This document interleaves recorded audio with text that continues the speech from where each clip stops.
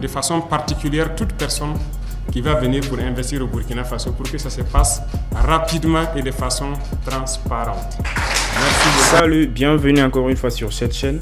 Aujourd'hui, nous allons avancer en information. Voilà, je vais balancer une vidéo du capitaine Ibrahim Traoré que nous allons suivre ensemble et donner nos avis en commentaire. Sur ce, let's go, stay tuned. Bonjour à tous et soyez les bienvenus. Et on rend grâce à Dieu pour cette journée mémorable qui nous a permis de nous retrouver ici. Et je vous souhaite à tous la bienvenue au Burkina Faso, pays des hommes intègres, pour ce premier forum international Investir au Burkina Faso. Je remercie tous ceux qui ont pris la peine de se déplacer, de venir au Burkina Faso, malgré tout ce qui a pu être dit sur le Burkina, notamment ces presses occidentales qui passent le temps à faire comprendre que le Burkina Faso est un pays invivable, impraticable. Et malgré cela, vous avez décidé de venir participer à ce forum. Moi, je tenais à vous dire particulièrement merci, merci du fond du cœur. Merci à tous. Je pense que ce forum est une opportunité immense pour d'abord se comprendre. Pour moi, ce premier forum n'est pas forcément dans la profondeur des relations d'entreprise et autres, mais surtout pour comprendre le Burkina Faso. Alors, tout de suite, j'ai parlé donc de l'aperçu du Burkina par rapport à certains médias, certaines nations. Mais le plus important, c'est de comprendre la révolution du Burkina Faso. Et je pense que nous sommes le seul pays en Afrique qui ait déclaré la révolution. Et c'est difficile, peut-être pour un investisseur, de comprendre ce que c'est que la révolution et comment investir en temps de révolution.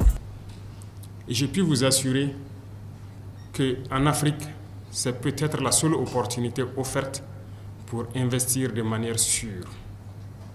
Et il faut que tous ceux qui viennent pour investir le comprennent. Pendant plusieurs années, beaucoup d'investisseurs sont venus au Burkina Faso, dans cette démocratie qu'on connaît, mais beaucoup, venus d'ailleurs, ont été trahis, ont été déçus. Certains ont été escroqués, certains ont été arnaqués. Ils ont été heurtés dans le ministère à beaucoup de refus d'agrément. Ils ont été heurtés à la corruption, à beaucoup de faits qui les ont empêchés de s'implanter au Burkina Faso. Certains sont témoins, nous le disons parce que beaucoup d'investisseurs sont revenus vers nous et nous ont expliqué un peu toutes leurs mésaventures au Burkina Faso dans ces temps de démocratie. Et c'est l'inconvénient de la politique en Afrique. Aujourd'hui, nous sommes en révolution et quelqu'un n'a pas besoin de déposer un agrément pour faire des années ou qu'on le demande à ce que nous courons avant de pouvoir s'installer. Nous faisons les choses en toute transparence. Et ça, c'est très important. Donc, c'est le premier pas pour pouvoir rentrer au Burkina Faso. Toutes ces tracasseries sont désormais dans le passé. Et vous pouvez venir en toute sérénité investir au Burkina Faso. Deuxième chose, nous avons mis beaucoup d'armements juridiques, si je peux dire, en place pour pouvoir sécuriser les investissements. Et je pense qu'il y a une panoplie de textes que vous pourrez donc lire pour comprendre mieux pourquoi on veut protéger les investissements des nationaux et même aussi de ceux qui viennent pour investir au Burkina Faso. Parce que la révolution, elle est populaire. Et qui dit populaire, nous avons une population très jeune. Et ça serait du dilatoire que de chanter sur le toit que nous nous battons pour l'emploi des jeunes sans penser à l'industrie, à la transformation. Donc, l'investissement. Et nous pensons que pour que les jeunes aient de l'emploi, il faut qu'on ait de l'industrie, il faut qu'on ait de la transformation sur place. Et donc, qui mieux que les investisseurs pour pouvoir donc accompagner, à pouvoir donc donner de l'emploi à la jeunesse. Et donc, c'est aussi une des missions de notre révolution.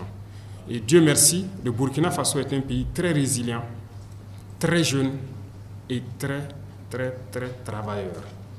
Nous avons une jeunesse qui se donne aujourd'hui corps et âme au travail parce que nous avons réussi à changer beaucoup de mentalités, à remettre les gens au travail et les résultats se font sentir.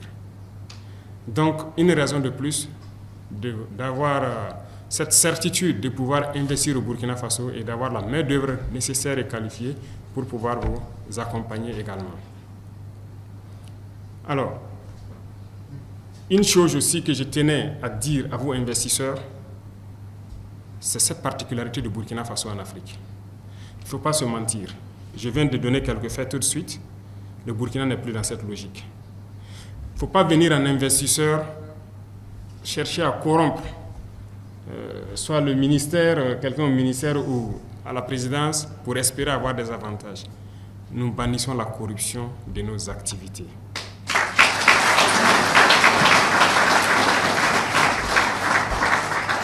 Il ne faut pas venir en investisseur et croire que le Burkina Faso est comme tous les autres pays en Afrique aussi.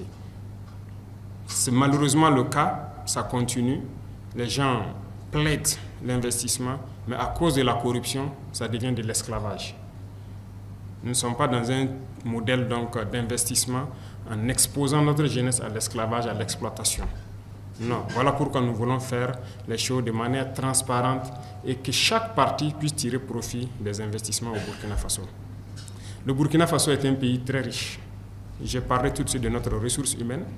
Nous avons un sous-sol immensement riche de divers types de matériaux. Voilà. Nous avons donc un sol riche pour l'agriculture et le gouvernement met beaucoup d'énergie et d'argent pour pouvoir accompagner nos producteurs. Et nous avons donc beaucoup d'autres atouts d'intégrité, de valeur qui peuvent être exploités dans le domaine de l'investissement. Alors, je vous invite tous à faire donc ce spectre de possibilités, à épulcher cela et comprendre qu'il y a beaucoup d'opportunités au Burkina Faso. Et nous sommes là pour accompagner de manière durable, dans le respect mutuel, les investissements au Burkina Faso. Nous voulons transformer nos matières premières sur place. Donc nous avons besoin d'industrie. Et quand on parle de matières premières, ce sont les matières du sous-sol. Nous voulons que le calcaire que nous avons soit transformé en clinker au Burkina Faso et transformé en ciment. Nous voulons que notre phosphate soit transformé sur place en engrais. Nous voulons que nos dolomites soient transformés en chaux sur place. Nous voulons que notre manganèse soit transformé sur place, que notre cuivre puisse être transformé sur place, ainsi de suite. Nous avons une grande potentialité en termes de minéraux, mais nous souhaitons l'exploiter et le transformer sur place au profit donc de la jeunesse burkinabé et de l'investisseur qui va venir. Nos matières agricoles, nous avons besoin de transformer beaucoup sur place. Comme je l'ai dit, l'État subventionne beaucoup l'agriculture et quoi de plus normal? Le Burkina Faso est un grand pôle où nous pouvons mettre beaucoup d'industries pour produire tout ce que nous avons besoin et ravitailler le reste du monde. Parce que nous avons une jeunesse qui travaille. Et ils ont besoin juste d'un coup de pouce pour pouvoir y aller. Donc c'est une opportunité ouverte pour pouvoir donc s'employer. Et l'État est ouvert à participer avec vous pour vous rassurer que votre investissement est garanti. Ça, c'est une donnée très importante. L'énergie, qui est un défi majeur, il y a beaucoup d'investisseurs dans le domaine de l'énergie. Et nous avons dit donc au ministère de l'Énergie d'ouvrir pour tous ceux qui veulent venir installer des centrales thermiques au Burkina Faso, produire et traiter avec la Sonabel. Ils sont les bienvenus dans les règles de l'art et je pense qu'il n'y a aucun problème à cela, puisque toutes les industries auront forcément besoin d'énergie. Donc, pour ceux qui viennent pour les industries et ceux qui viennent pour l'énergie, je pense qu'il y a une corrélation nette qui peut se faire. En plus de tout cela, je voudrais aussi engager, vous les opérateurs économiques burkinabés, la Chambre de commerce. Alors, dans le passé, il y a eu plusieurs fois des opérateurs économiques qui ont arnaqué des gens venus d'ailleurs, qui ont escroqué, qui ont trompé. Et je veux que vous mettiez au-dessus de toutes les valeurs d'intégrité du Burkinabé. Ce sont des choses qu'on ne va pas tolérer et qu'on va réprimer avec la dernière énergie si nous apprenons que quelqu'un venu d'extérieur pour investir au Burkina Faso a été trahi par un Burkinabé. Donc,